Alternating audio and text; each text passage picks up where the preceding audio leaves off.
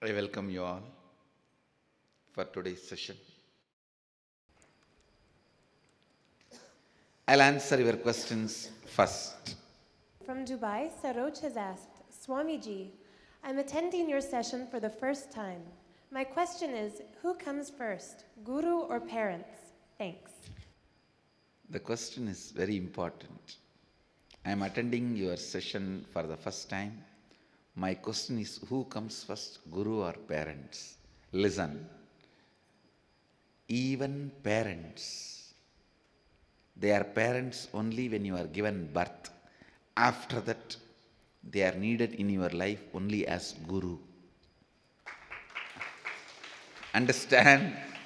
Even parents are needed in your life only as guru. After they give birth, the job of the parent is done. Bringing you up properly is job of the guru in the parents. So, the question, who comes first, guru or parents? Literally the parents come first, actually guru comes first. If you take this letter, see if you take this question, as per letter, parents come first, but as per spirit, guru comes first. Understand? Whether you want to take this question as per letter or spirit is up to you. Even parents have to come as guru. Even guru has to play the role of the parent. It is actually both. But ultimately, parent cannot play the complete role of guru by giving enlightenment. Guru can play the complete role of the parent and give you enlightenment also.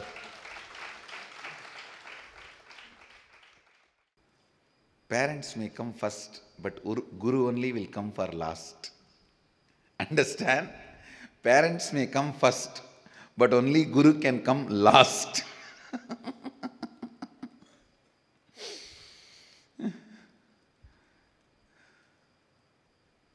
So guru has his own place.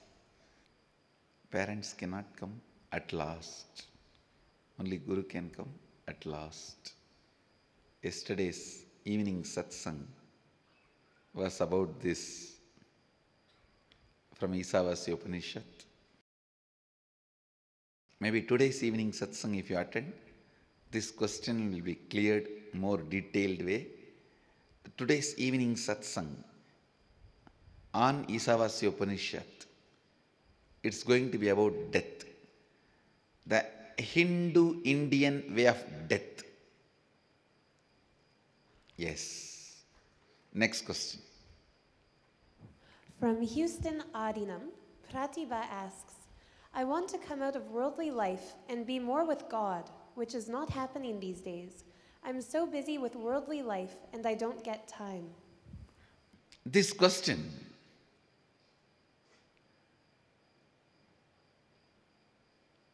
I want to come out of worldly life and be more with God, which is not happening these days. Please understand. The concept of worldly life is worldly life. The context of God is God. There is no such thing as coming out of worldly life. Come out of your concept of worldly life. That's all you need. Come out of your concept of worldly life. Get into your context of God. Understand? Coming out of worldly life, getting into God does not mean you will come out from one place and enter into another place. You have to come out from one space and enter into another space. It's not place-to-place shift. It's a space-to-space shift. Sometimes, initially, a place-to-place helps you to strengthen your space-to-space transformation. For example, if you go to some place where really this truth is taught to you, moving from concept of worldly life into the context of God, that place may be a help for you, but that place itself cannot give you what you want. For example, you all have come here. I can help you to move out of the concept of your worldly life and context of God. But moving from that place to this place itself is not enough. You have to move from that space to this space. That only will lead you experience God. I think just moving from place to place may not be solution. Learn to move from space to space, and then, if needed, we can move from place to place also. You see, only if the movement from space to space happens, place to place is useful. Otherwise, you will come and eat my head here. No, really.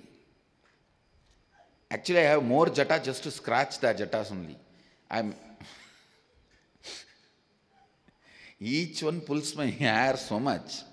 Now I decided, all right, let me have more jata so that more people can pull.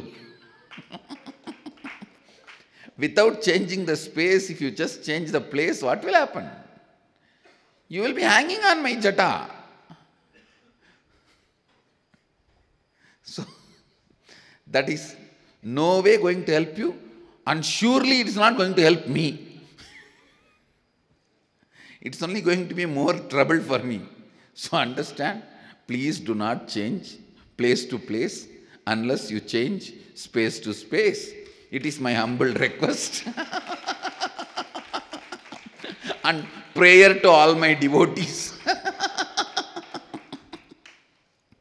You would have seen the disciples praying to Guru, and please see first time Master praying to disciples. Unless you change from the space of the context of world, the concept of world, to the context of God, please do not change your place from house to ashram.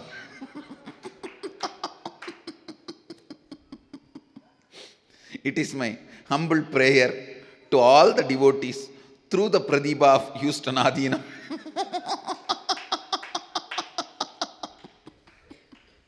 Next. From Auckland, New Zealand, Stefan asked, Dear Swamiji, some people are keen on doing Inner Awakening from my center. Can you please share some words on why Inner Awakening 21-day program, and what will they get by doing the program? Gratitude, Stefan. Yes, Stephen, Auckland, New Zealand. First thing, the Inner Awakening, especially now the way the program is offered, literally awakens the God particle in you. Now especially after this Nithyananda process added, with this beautiful method of completion and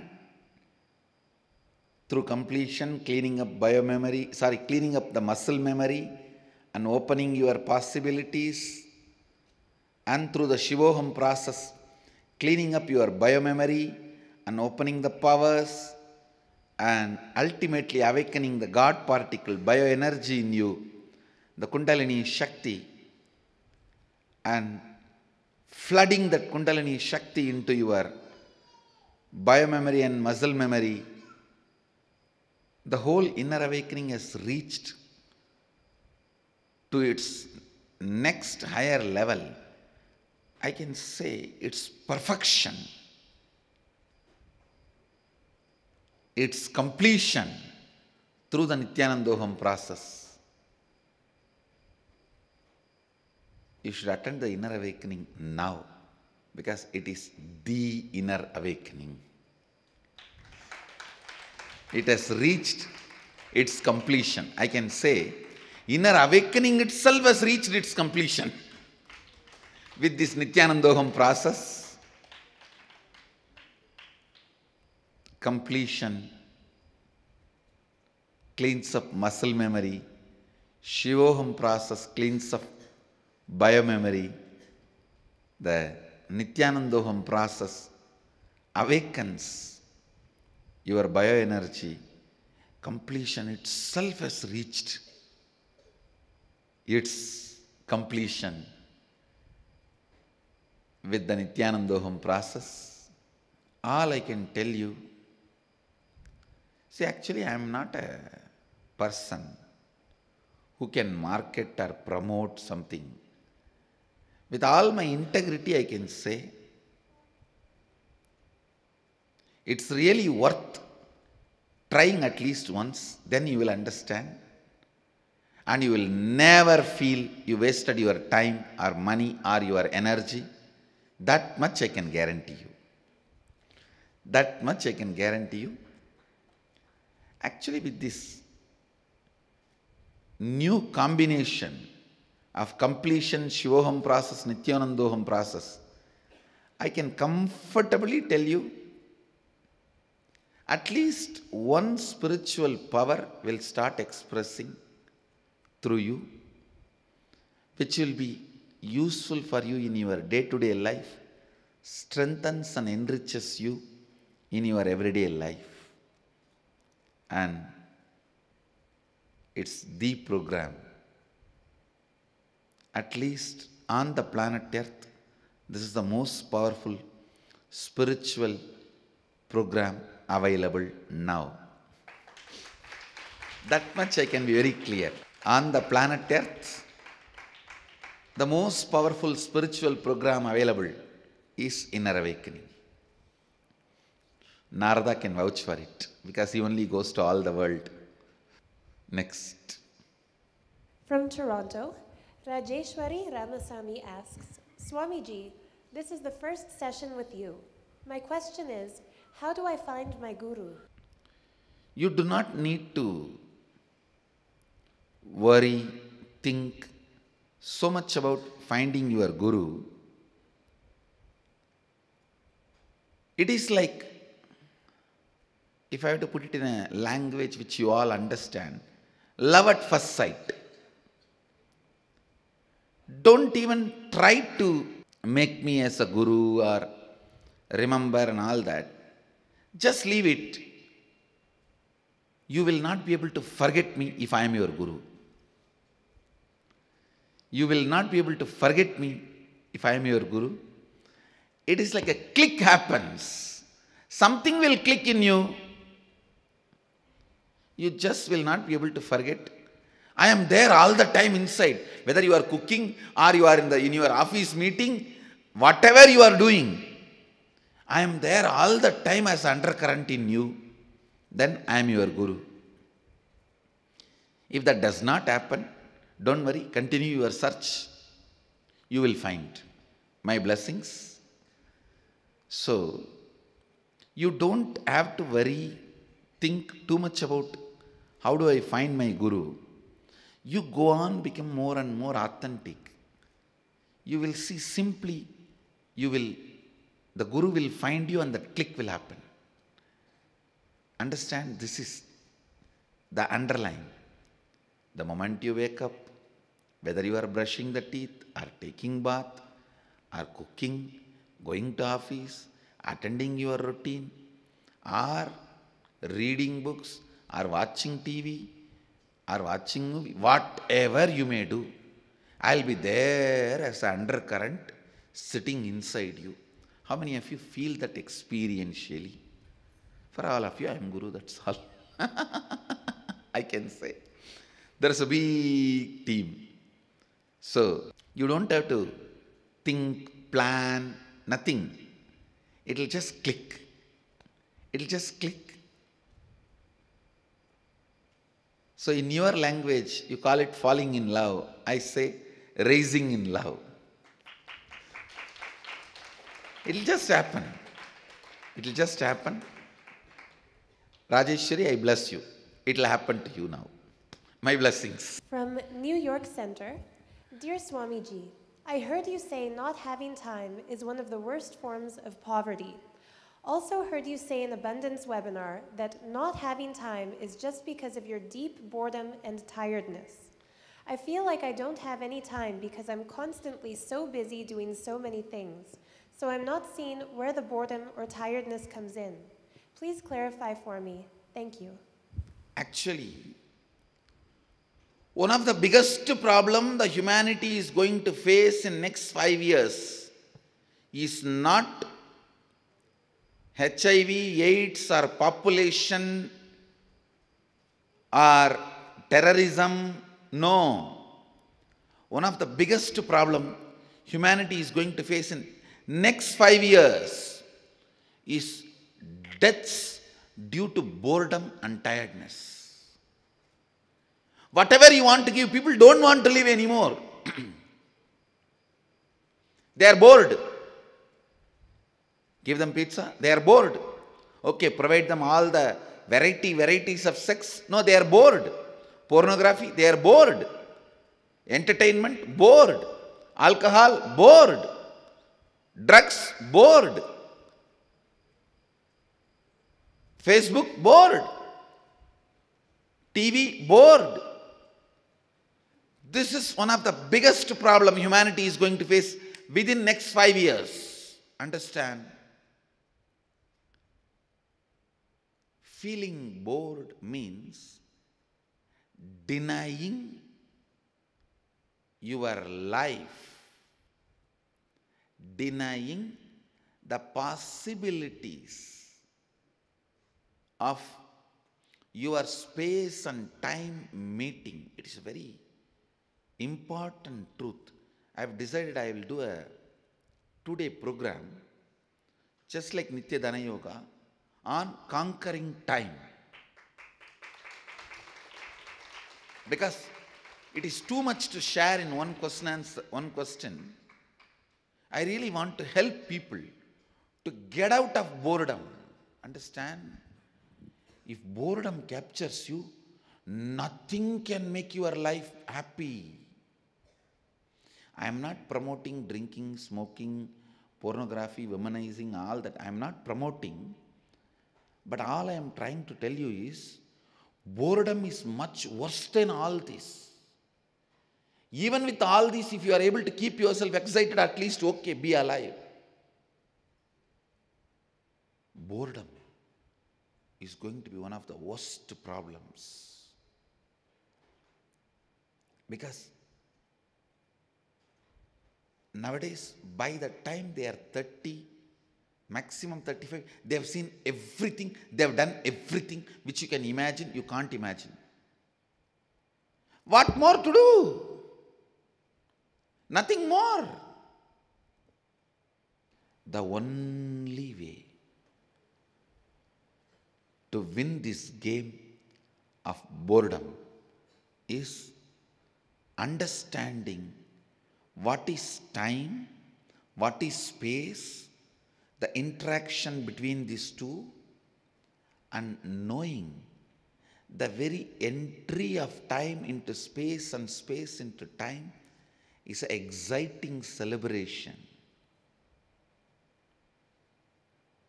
Only that will give you the eternal celebration. Otherwise, people are tired of dancing, drinking, marijuana. People are tired of everything. They have done everything. All these became outdated. Drinks, womanizing, marijuana, whatever you call it as a pleasure. Vacation, cruise, this, that. Everything has become old-fashioned, old style. Now all this no more attracts the next generation. We have seen what is there next. We have seen what is there next. Human beings have gone to the extreme Now nothing more excites.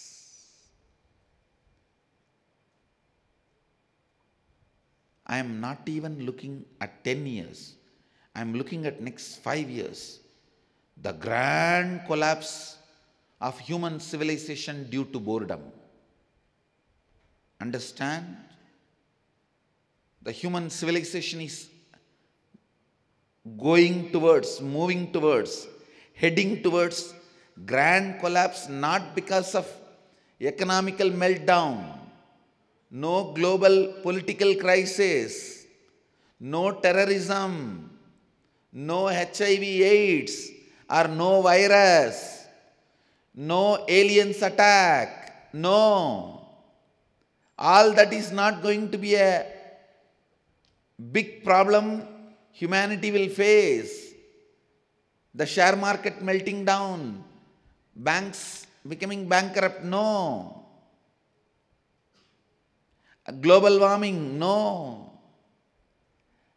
Within next 5 to 10 years, the biggest blow the human civilization is going to face is boredom. Big cars we have seen, big cigarettes we have seen, varieties of drugs we have seen, multiple varieties of sex we have seen, pornography we have seen, all vacation, cruise, this food, this drink, that drink we have seen.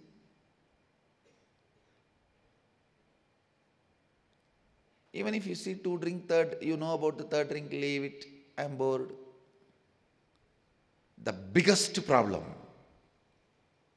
is going to be inability to handle boredom.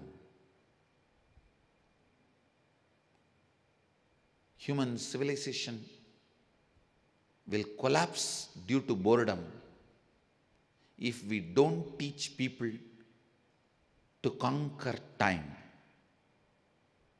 It is time people learn the science of conquering time, so that the constant excitement, joy, celebration, looking forward to life, having hope on life, joy, you see, something has to pull you towards the future.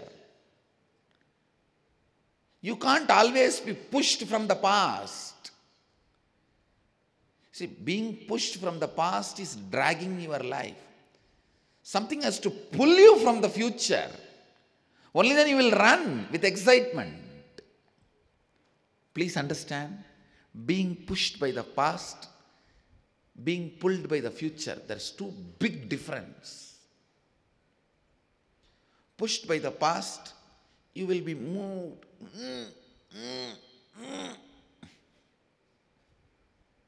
Pulled by the future, you will be just flying, dancing.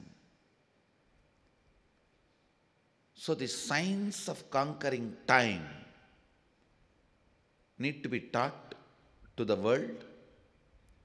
Mahadeva very beautifully gives around 35 verses on the science of time. Very recently I read. I may not be able to translate all that 35 and transmit that knowledge, that experience to all of you in this one question answer. We will have a 2-day program, just like Nithya Dhana Yoga, conquering time. This will be my gift to all of you from Agama. So you are free from this mess of not having time or feeling bored. It's actually both are the agitation of the inner space. Next question. From Nithyananda Sangha, Mulund Paduka Mandir, Meera asks, first, in the Gita, it is said that steadiness in all situations is good or bad, pleasure, pain, is what we should be striving for. That your inner space is independent of external situations. Is this living in abundance? Is the desire for more a sign of incompletion? Mira, first thing understand what Gita says. Steadiness in all situation, in good and bad, pleasure and pain is true, but striving for it is not good. Understanding it and living it is good, but striving to achieve that is not good. Please understand. Striving means what? You are not convinced about it. You are not clear about it. See, if you ask somebody, give me 10,000 rupee as donation, I want to build a temple, that will be literally legal snatching. That's the word I will use. Thieves illegally snatch and run away. These people try to snatch legally. That money will not be useful for Mahadeva. But if somebody understands, money is not the goal, it is only the way. When you share, you are showered. When all this cognition happens, and then he offers, let this 10,000 be used to establish and teach, enrich what I learnt and how I became. That 10,000 only will be useful to build a temple, to spread this knowledge and science. Understand, always I tell people. People come and tell me, Swami, he is a very rich guy, a big rich person. Shall I bring him? I say, first thing, if he is rich, what is there? Let him be. I don't care. He is no way going to be useful for himself or me. If somebody gets the context and then decides to share, only that money will be useful for doing any good work. Please understand. When he understands the higher context, the smaller things automatically happen. In your life also, you should understand the futility of ego and utility of knowledge. Futility of ego and utility of knowledge, truth.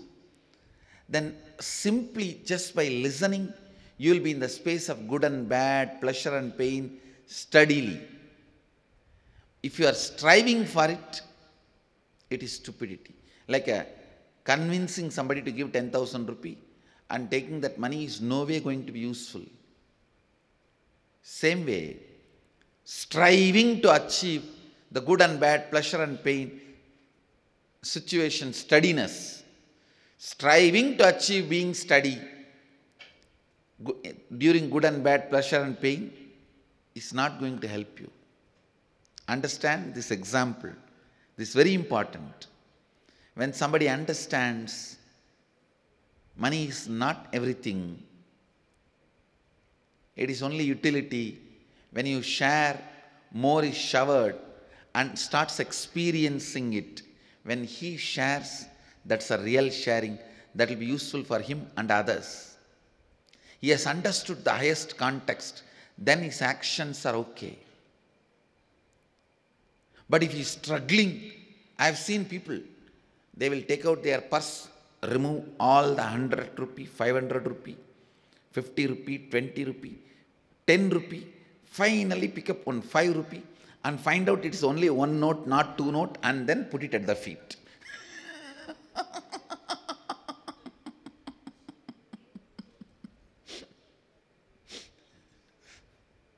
Understand? I have seen the givers like that. I have seen, no, I am not disrespecting. I am saying, you will be, if you are trying to practice steadiness during pleasure and pain and good and bad, you will be like that person only, opening the purse, moving all the 1,000 rupee note, 500 rupee note, 100 rupee note, and 50 rupee note, 20 rupee note, 10 rupee note, and finally 5 rupee, because below 5 rupee nowadays it is not available in the society really. And you pick up that 5 rupee, not only that, after picking up that 5 rupee, just find out, make sure it is only one note, not two note. Then, tatak, with a big sound. You will be like that only. Understand, the striving is the bad word in your question. Your whole question is great, but that word striving is the bad word. Gita says, yes, steadiness in all situations of good and bad, pleasure and pain is right. But that should be lived, not to be strived. It should become a simple understanding. So, your next question is, desire for more is a sign of incompletion. No. Neither content is sign of completion, nor the desire for more is incompletion. The context, why you are asking for more, or why you are content. If you are content because you don't want to take more responsibility, it is incompletion. You are asking for more because you want to enrich the world, it is completion. The why decides whether it is completion or incompletion, not what. What do you want does not decide whether you are in the space of completion or incompletion. Why you want or don't want decides whether you are in the space of completion or incompletion. I should say the best context is, have everything, share everything. Have everything, share everything.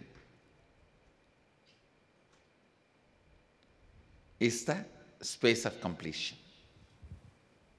Next.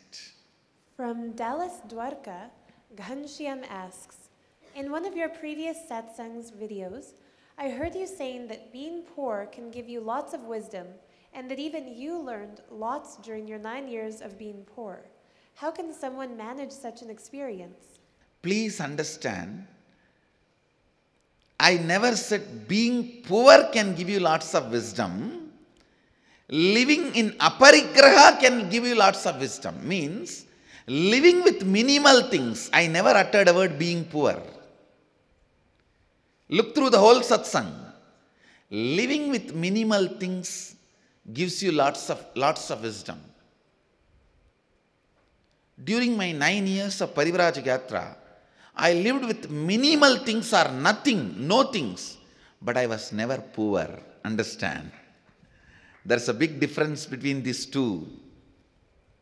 You want and you don't have is poverty. You don't want and you don't have is living with minimal things. You don't want, you may not have is living with minimal things. Understand, there is a big difference. In my case, I lived with minimal things. Even now in my personal life, I live with minimal things. See, all these are the responsibility I have taken up. For the sake of Sangha, all this thrown, everything, is to respect the dharma for which I stand up. The concept for which I am dedicating my life. The truths which I am radiating. For that, understand, here, individual is not celebrated by this throne. An energy, a concept, a truth is celebrated by this throne.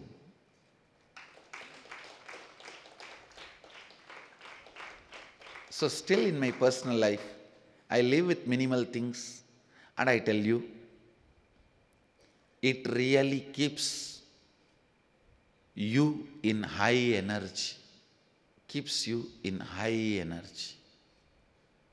So, living with minimal things is what I call aparigraha. Yes, next question. From Manhattan, Amy asks, Dear Swamiji, can you open my third eye in this seminar, or do I have to go to you in person? Thank you. Oh, Amy, if I open your third eye in this seminar, actually you are asking, can you open? I can open, but you can't handle. You need to be in a space where you are supported, helped to get comfortable with the third eye for a few days. That is why I am calling you to come to inner awakening. I can handle, I can open it. You won't be able to handle the opening, that initiation. Imagine suddenly you know everything your husband does, your wife does. Whole day and night, what will happen? Your whole family stability, everything, what will happen?